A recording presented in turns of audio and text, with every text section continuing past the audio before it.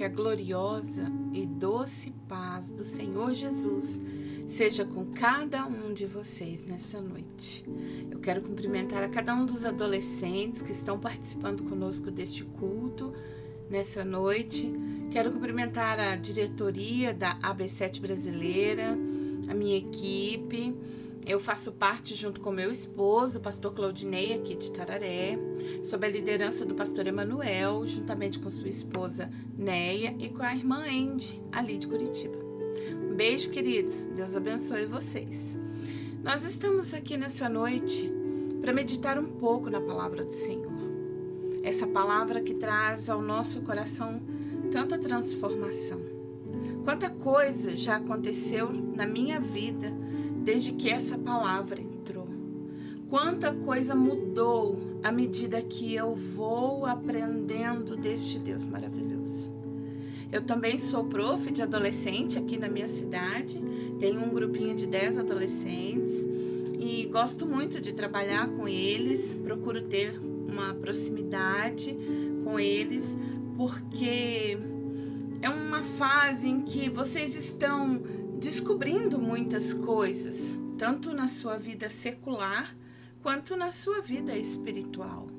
Muitos de vocês estão descobrindo o momento de se batizarem, a decisão de descer as águas do batismo, de se comprometer com a igreja, de se comprometer com o Senhor Jesus. E é muito gostoso fazer parte desses momentos tão importantes, que na verdade são momentos cruciais na nossa vida. Eu desci as águas do batismo aos 18 anos de idade e já fazem 21 anos que eu me batizei. E eu ainda consigo me lembrar do que eu senti no momento do meu batismo. Eu me emociono quando eu me lembro desse dia, porque eu entrei nas águas daquele rio e saí, eu era mesmo a mesma pessoa, mas dentro de mim algo diferente havia acontecido. Aquela decisão de tornar público meu amor e comprometimento com Jesus fez com que eu voltasse a minha vida para Ele. E mesmo que na minha juventude e adolescência, muitas vezes tenham batido dúvidas no meu coração e incertezas, até mesmo por conflitos que aconteciam dentro de mim, e eu acredito que com todos vocês não é diferente, né? Nós temos aqueles momentos de conflitos interiores, coisas que nós não conseguimos esclarecer para ninguém, dizer em palavras o que sentimos, porque nem nós mesmos às vezes compreendemos.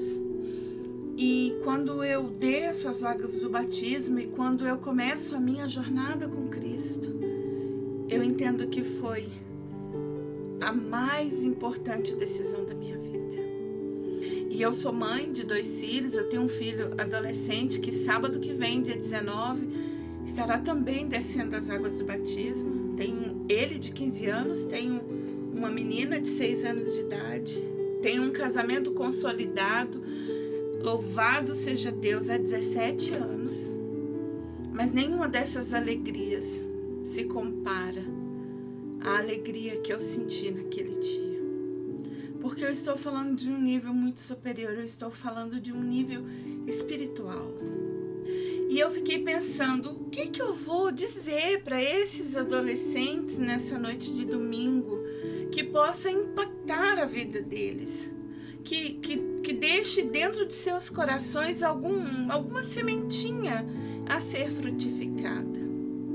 E o Senhor trouxe ao meu coração um texto muito conhecido, muito lido, que eu já até trabalhei ele com a minha equipe de adolescentes aqui, Tararé, mas que fala muito ao meu coração e ao seu.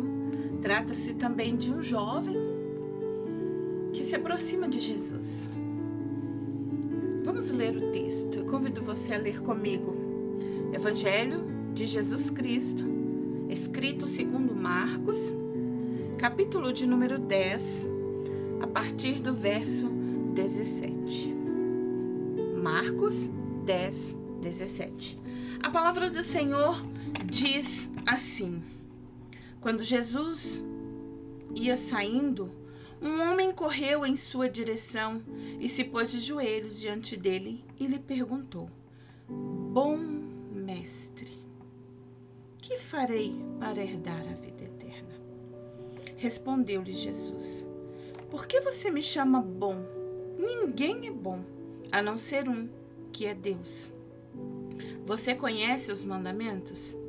Não matarás, não adulterarás, não furtarás, não darás falso testemunho, não enganarás ninguém, honra teu pai e tua mãe.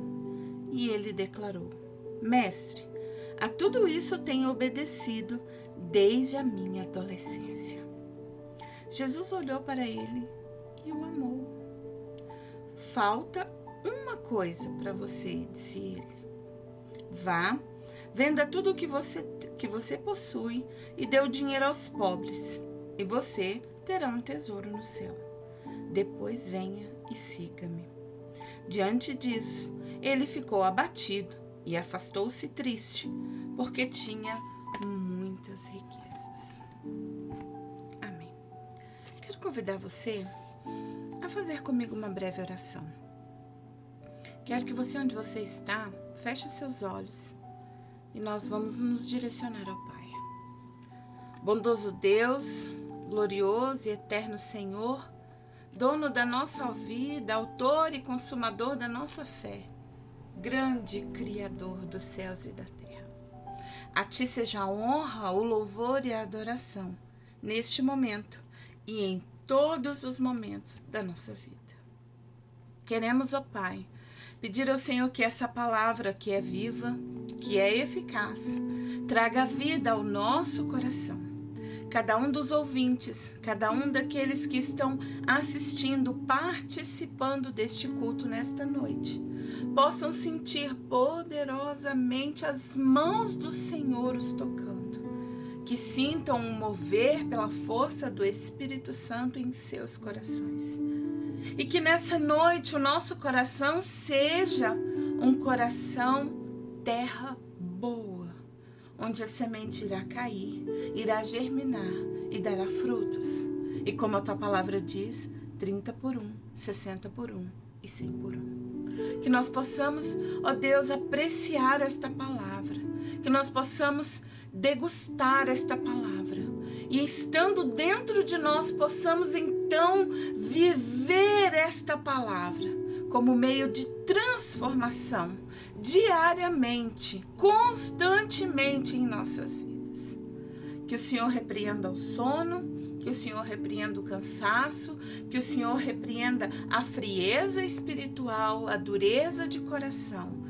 Todo e qualquer impedimento seja repreendido para o louvor da sua glória e que todos nós possamos desfrutar da doce voz do Senhor nesta noite, para o louvor da sua própria glória. Amém. Queridos, se trata de um rapaz.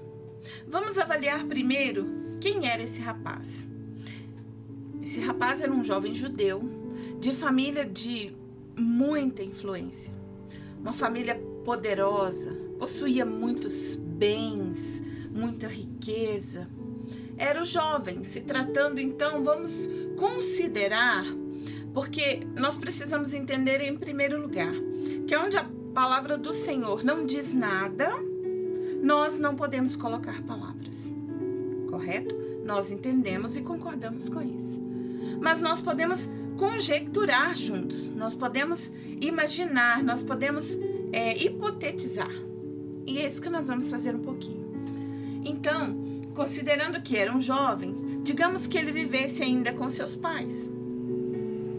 E esse jovem, muito rico, muito influente, de certo, de uma família de renome naquela cidade onde o Senhor Jesus estava passando, ele se aproxima do Senhor Jesus e, em primeiro lugar, ele diz: bom mestre. Sabe o que eu aprendo logo aqui? É que ele sabia de quem se tratava. Quando ele se aproxima de Jesus, ele sabia quem Jesus era, porque ele refere-se a Jesus como bom mestre. E o Senhor Jesus, ouvindo ele, já diz logo: como você me diz bom, se existe só um que é bom, que é Deus? Então eu vejo que era um jovem que conhecia, que sabia quem era o Senhor Jesus. E em seguida, dele trazer esses cumprimentos ao Senhor Jesus, prostrado diante dele, ele diz: o que devo fazer para herdar a vida eterna? Outra coisa que eu vejo claramente neste jovem é que ele tinha uma certa preocupação com a sua eternidade. Quero abrir um parêntese aqui agora e perguntar a você: você já parou para pensar onde você vai passar a sua eternidade?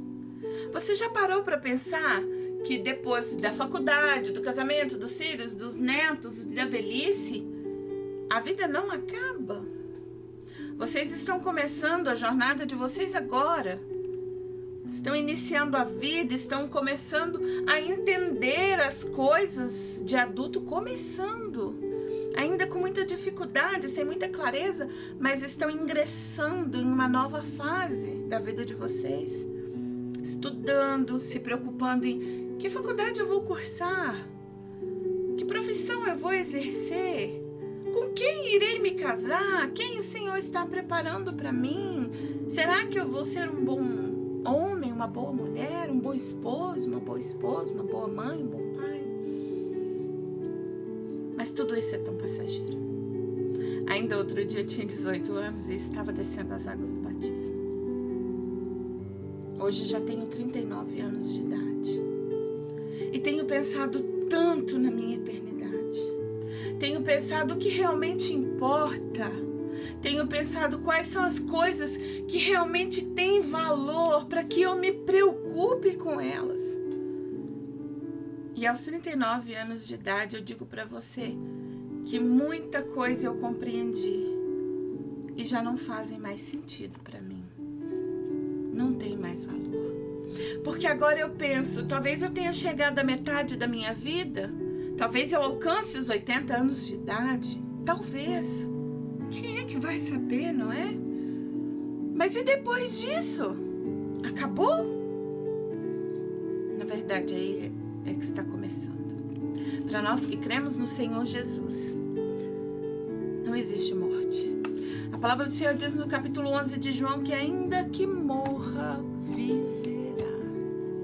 Para nós, a morte é o início de uma grande vida, porque nós ansiamos estar com Ele.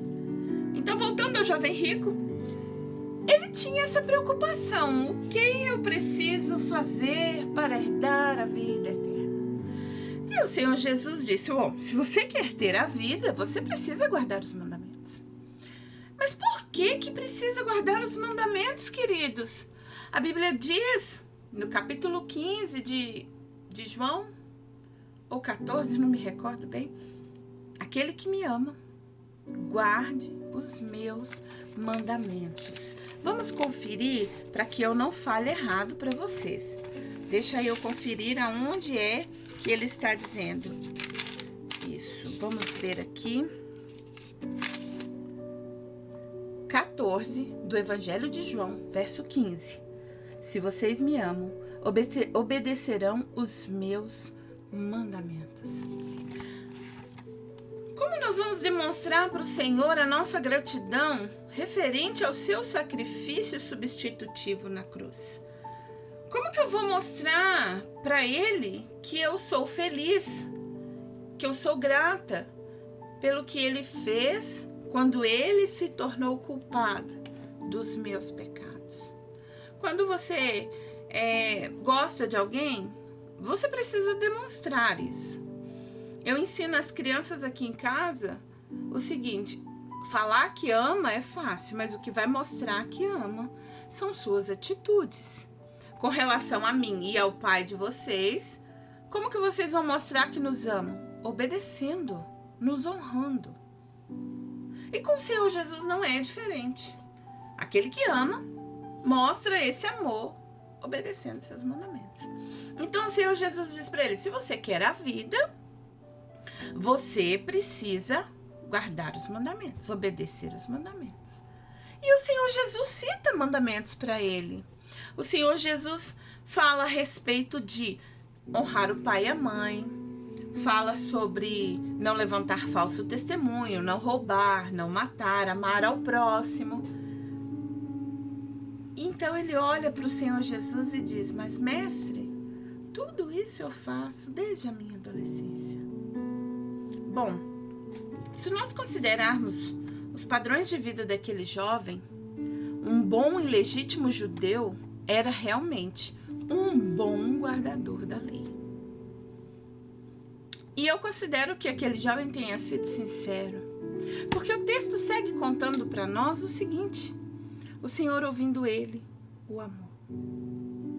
Porque realmente ele guardava aquela lei. Ele guardava, ele conhecia. E o Senhor Jesus então diz para ele: só te falta uma coisa. Vai, vende tudo o que tem e dá aos pobres, e então siga-me. O Senhor Jesus não discordou daquele jovem de que ele realmente guardava aquela lei, porque o Senhor sabia que ele guardava. Então o Senhor fala para ele a única coisa que falta ele fazer.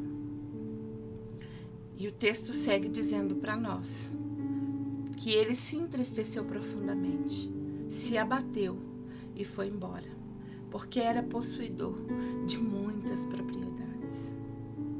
Primeiro nós vemos um jovem conhecedor da lei, um jovem que sabia de quem se tratava ao referir-se ao mestre, de um jovem que tinha preocupação com a sua vida eterna, de um jovem guardador da lei, mas alguém que não amava o Senhor Jesus. O amor dele pelo mestre, a preocupação com a eternidade, não conseguiu superar o amor que ele sentia por suas riquezas.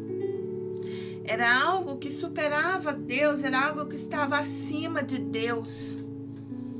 Sua riqueza era a sua segurança. Está doente? Tenho dinheiro para procurar um médico. Estou precisando de fazer alguma coisa em minha propriedade? Pago pessoas para fazerem. Contrato pessoas. Ah, preciso de companhia? O dinheiro é capaz de contratar companhia para fazer para você. O dinheiro compra quase qualquer coisa. E com isso, traz segurança ao coração daquele jovem, que não precisa depender da provisão, não precisa buscar a provisão de Deus, porque a provisão já está em suas mãos. Ele é possuidor de muitos bens. Então o Senhor Jesus percebe que aquele jovem não o amava o suficiente e ele vai embora. Quero falar com vocês a respeito disso. Conhecer Jesus, saber quem Ele é, ter preocupação com a eternidade, onde eu irei passar a eternidade. Guardar a lei não é suficiente. Não foi para ele, não é para mim e nem para ninguém. Porque a base de todo o nosso relacionamento com Deus, da nossa vida e conduta cristã, depende do amor. Aquele que não ama, não conhece a Deus. E não é aquele que ama o dinheiro, não. Tem que amar o próximo. Tem que amar a Deus. O primeiro e grande mandamento é amá-lo acima de todas as coisas, com toda a força do seu coração e entendimento. E o segundo, semelhante a esse, amar o teu próximo como se fosse você mesmo. A base de toda a lei, a base de toda a palavra, a base de tudo que Cristo anunciou desde que pisou nessa terra depende do amor ao Senhor acima de tudo. E aquele jovem não amava o Senhor. Então nós precisamos nos preocupar em como estamos conduzindo a nossa vida.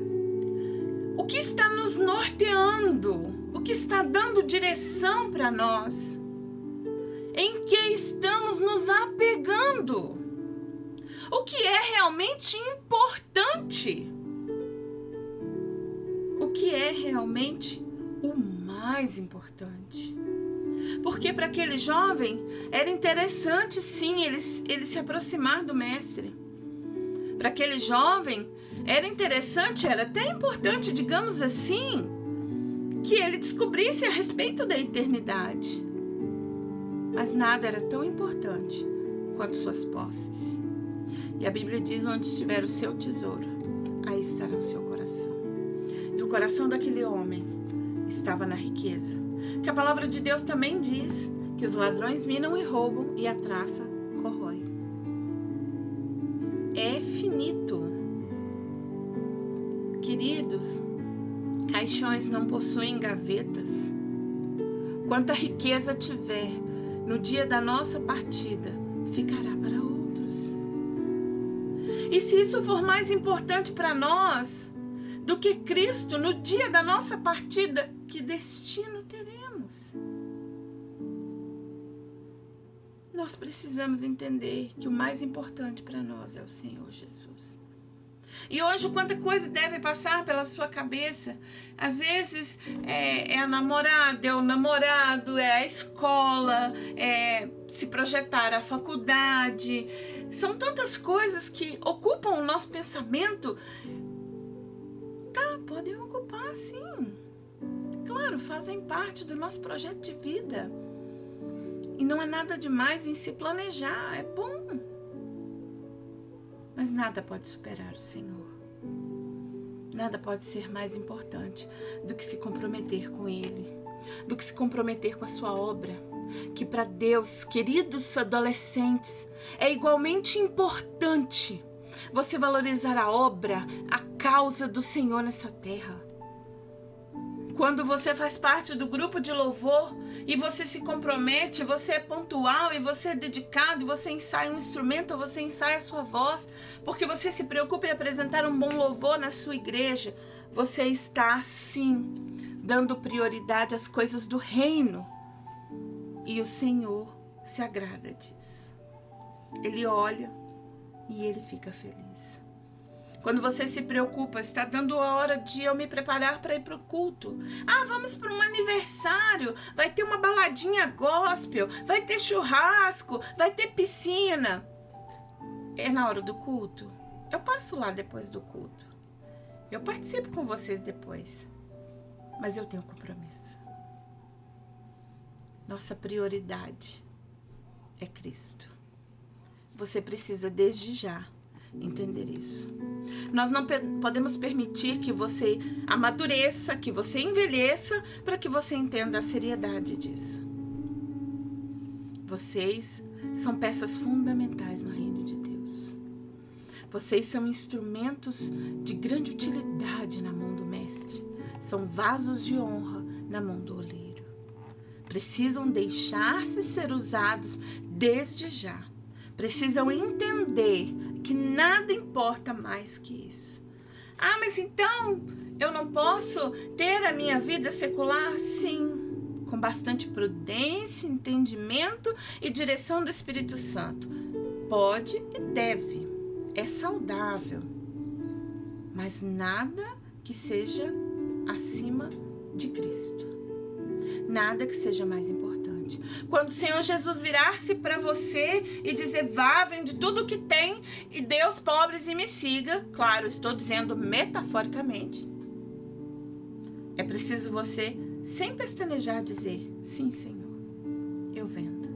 Sim, Senhor, eu dou. Sim, Senhor, eu te sigo.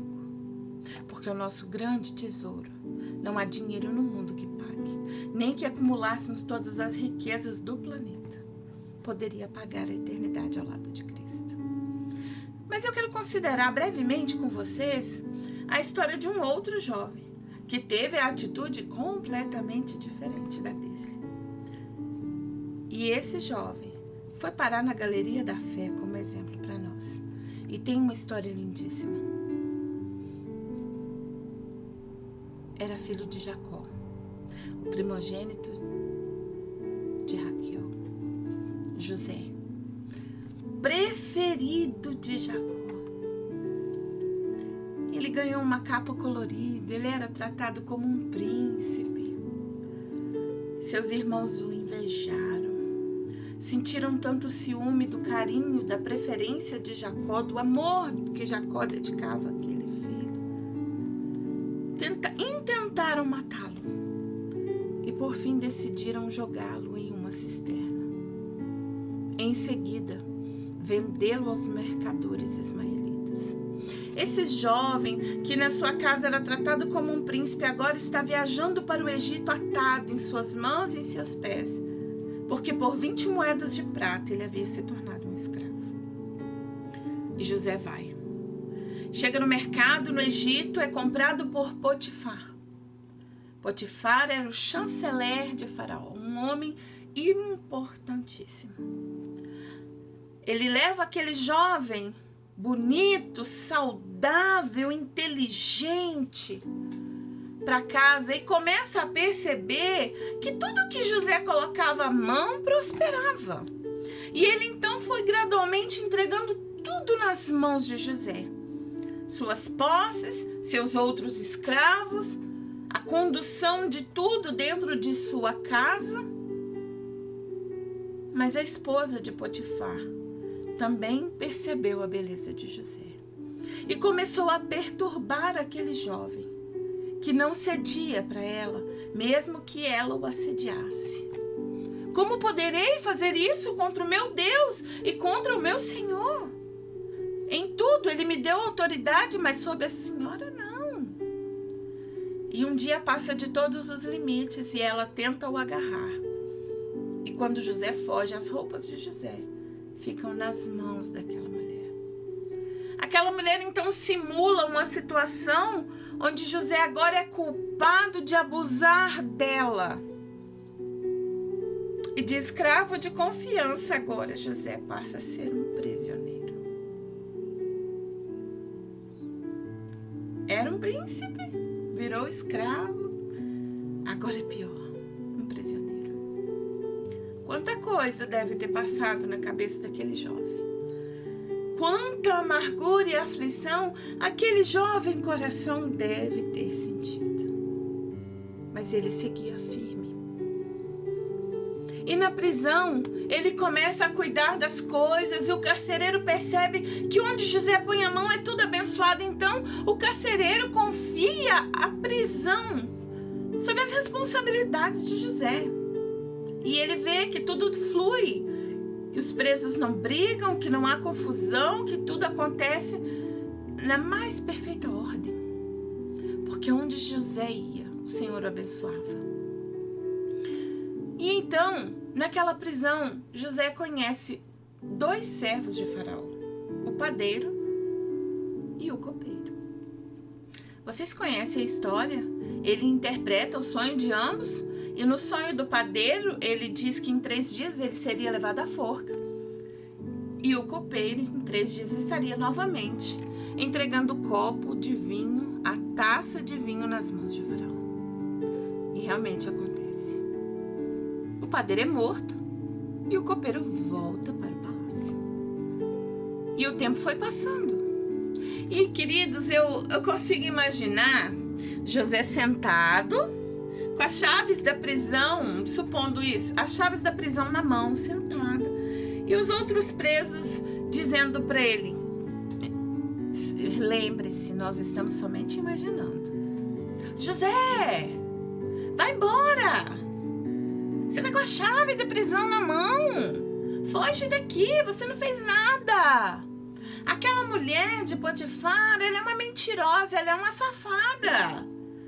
Você é inocente. Você tem as chaves da prisão. Vai embora. E eu imagino José sentadinho dizendo: não. Porque quem me permitiu estar aqui é que um dia vai me tirar daqui. Aleluia. A confiança de José era inabalável. Então, certo tempo, Faraó tem 2 sonhos muito semelhantes, os das 7 vacas magras e gordas e das 7 espigas cheias e raquíticas. Os 2 têm o mesmo significado, só que ninguém conseguia interpretá-los. Os magos de toda a região, de todos os lugares, já tinham sido convidados, ninguém conseguia esclarecer. Então o copeiro pede permissão a Faraó e diz a Faraó: olha, lá na prisão tem um jovem semita que interpretou o meu sonho, interpretou o sonho do padeiro e aconteceu exatamente como ele disse. Ele tem o dom. Então, Faraó manda chamar José na prisão. E José vai à presença do rei. De príncipe a escravo, a prisioneiro, agora na presença do rei. Quando ele se aproxima, Faraó conta os sonhos e ele diz: olha, Faraó, o Senhor Deus, ele está te dando um aviso.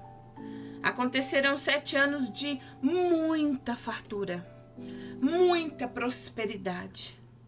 Mas ao fim desses 7 anos, haverão 7 anos de extrema penúria, grande dor e fome. Aí Faraó pergunta: e o que eu vou fazer então, moço? Se você está interpretando o sonho, traga a solução.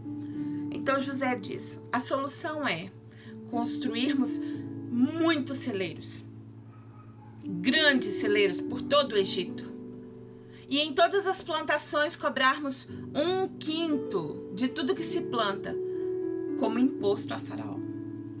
Tudo que se plantar, que nós arrecadarmos, nós guardaremos nestes celeiros durante os 7 anos de muita fartura. Quando por fim chegarem os anos de fome e de extrema penúria, nós teremos com que sobreviver até que os 7 anos difíceis cheguem ao fim. Eu imagino o Faraó olhando para aquele moço assim: onde será que saiu tanta inteligência? Você realmente parece ser filho de Deus. Então, Faraó toma um anel, coloca em seu dedo e diz: você agora é governador do Egito. Só eu e o meu trono somos superiores a você. Você governará todo o meu Egito e cuidará de todas essas coisas. Queridos, lindos, príncipe, escravo, prisioneiro, governador. Tamanha honra o Senhor concedeu a José. Tamanha honra o Senhor deu àquele jovem que não desfaleceu em sua fidelidade ao Senhor. Com todas as lutas, dificuldades, tristezas, angústias que às vezes podiam consumir o seu coração. Eu imagino José seguindo a sua vida ao longo desses anos, e aconteceram por quase 20 anos isso, queridos. Dele na cisterna até tornar-se governador do Egito foram 20 anos. E eu imagino ele em toda essa jornada, ele olhando e falando: meu Deus é bom, Ele vai cuidar de mim. O meu Deus é bom, Ele sabe o que eu preciso. O meu Deus é bom. E seguindo, às vezes com pouca força, mas seguindo.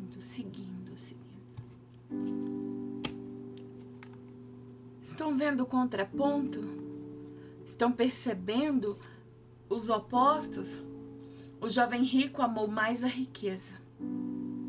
O jovem José preferiu esperar no Senhor. Então o faraó dá a ele uma esposa, a Asenate, uma moça muito bonita, que lhe concede um filho. E quando ele toma o primeiro filho nos braços, ele ergue e diz: esse menino se chamará Manassés, que significa Deus me fez esquecer. Deus o fez esquecer a amargura, a tristeza, o ressentimento, talvez por seus irmãos, o sofrimento dele, Deus o fez esquecer, dando a ele uma oportunidade, honrando ele com uma bela esposa, com um filho saudável, sendo governador da maior potência de todo o planeta, que era o Egito naquela época. O Senhor o honrou porque ele, apesar de difícil, não desistiu. Não abriu mão da sua fé, dos ensinamentos de seu pai Jacó. E então, Deus me fez esquecer todo o dano, todo o mal, toda a dor e me permitiu ser feliz. Então nasce o segundo filho e ele ergue aos céus e ele diz: esse menino se chamará Efraim. Efraim significa Deus me fez crescer. Aleluia. Quando nós esquecemos os ressentimentos, a mágoa e tudo aquilo que pode nos atrapalhar a servir este Deus, quando nós esquecemos, quando nós abrimos mão, quando nós vendemos tudo que temos, damos aos pobres e o seguimos, Ele nos faz crescer, Ele nos faz prosperar. E José é um grande exemplo para nós. Quando se reencontra com seus irmãos, ele os abraça, ele chora. E eu confesso para vocês que sempre que eu leio essa passagem, eu choro muito imaginando aquela cena. E ele diz: vocês bem que tentaram o mal contra mim, mas Deus tornou o mal em bem. Aleluia. Não só para ele. José salvou o mundo. Naquela ocasião, ele recebe o nome Zafenat Paneah, que significa o Salvador. José foi levantado por Deus para matar a fome da humanidade em sua época. O Senhor quer levantar você. O Senhor quer honrar você. E às vezes você pode olhar para a sua vida, para as circunstâncias que você está vivendo, talvez no seu lar, na escola, aqueles que já estão trabalhando, com a sua família, conflitos com os pais, podem olhar para si mesmos e dizer: não tem nada aqui para que o Senhor possa usar. Primeiro, Ele quer usar a sua perseverança. É a primeira coisa que Ele quer usar. Depois ele usa suas habilidades, ele usa as capacidades que você tem, ele proporciona dons. O Senhor quer usar você para ajudar pessoas, para matar a fome delas. E eu não estou me referindo à comida, mas a qualquer que seja a necessidade de quem quer que se aproxime de você. Hoje eu apresentei a vocês 2 jovens. Um que sabia com quem falava, um que contemplou os olhos sobre o mestre, um que entendia que precisava se preocupar com a eternidade, um que guardava toda a lei, mas não amou o Senhor o suficiente. E apresentei outro, que deixou toda a prosperidade da casa de seu pai, tornou-se escravo e passou por grandes penúrias, mas não desfaleceu a sua fé, permaneceu firme. E como eu disse, eu imagino José, nos dias mais difíceis, lá no calabouço, escuro, frio, molhado, sujo, encolhido no canto, dizendo: eu sei que Deus é bom. Lembram-se daquela frase que Jó disse: eu sei que o meu Redentor vive e que por fim se levantará sobre a terra, ainda que consumida a minha pele, em minha carne eu verei o Senhor. Eu penso que esse era o pensamento, o entendimento de José.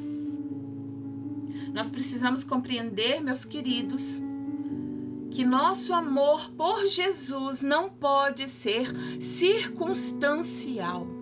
Era conveniente para o jovem rico estar perto de Jesus, a sociedade o vendo, aproximando-se de Jesus, mas foi circunstancial, porque a partir do momento que foi imposta uma condição para ele,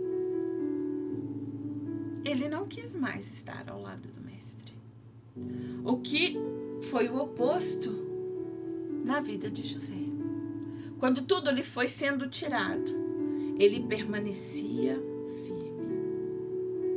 Eu digo a você nessa noite, querido adolescente, permaneça firme.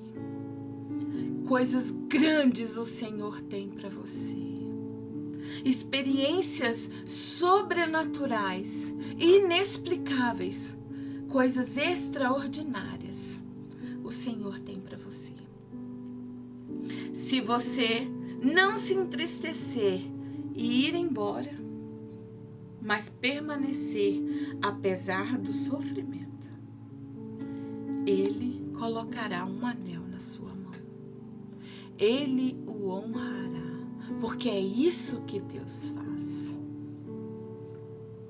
O convite do Espírito Santo nessa noite para você é: permaneça na presença do Senhor. Permaneça junto desse Cristo Salvador. E você terá dupla honra. Você terá honra. Porque o nosso Deus, Ele é fiel e digno. Creia. Como o Senhor Jesus disse a Jairo, creia e você verá a glória de Deus. Como Ele disse para Marta e Maria quando choravam a morte de Lázaro, creia, você verá a glória de Deus. Creia, permaneça, siga a este Cristo, custe o que custar. Dedique seus anos, seu vigor, sua juventude, dedique-se ao Senhor. E Ele fará coisas maravilhosas a seu respeito. Confie nessa palavra. Ela é eterna. A palavra do Senhor, os céus e a terra irão passar, mas esta palavra permanece para sempre. E sabe o que mais permanece para sempre? Eu e você, se estivermos na presença de Cristo. Porque Ele já reservou para nós a eternidade ao lado dEle. Nós vamos cear com Ele, nós vamos desfrutar da gloriosa presença e poderosa presença do Cordeiro. Esse Cordeiro que veio tirar o pecado do mundo, que veio arrancar de dentro de mim toda maldade, que veio arrancar de dentro de você. E se você está aí em dúvida quanto ao seu chamado, não duvide. A voz mais doce que você será capaz de ouvir é a voz do Espírito Santo. E se você está por decidir descer as águas do batismo, decida-se por Jesus. Ele é o seu maior, melhor e mais fiel companheiro. Que esses dois jovens possam ter te ensinado algo importante nessa noite. E que fique marcado em seu coração. Para que nos momentos mais difíceis da sua vida você seja capaz de erguer aos céus o seu Manassés e esquecer o mal que te causaram. E também erguer aos céus o seu Efraim, para que você cresça abundantemente na presença do Senhor. Amém? Eu quero agradecer a vocês que estiveram comigo esse tempo todo, ouvindo a palavra do Senhor. Quero agradecer a atenção. Quero agradecer ao pastor Emanuel pela oportunidade. Que o Senhor abençoe ricamente. Sou imensamente feliz e grata por fazer parte desta equipe, a AB7 brasileira. Tenho muito orgulho, muita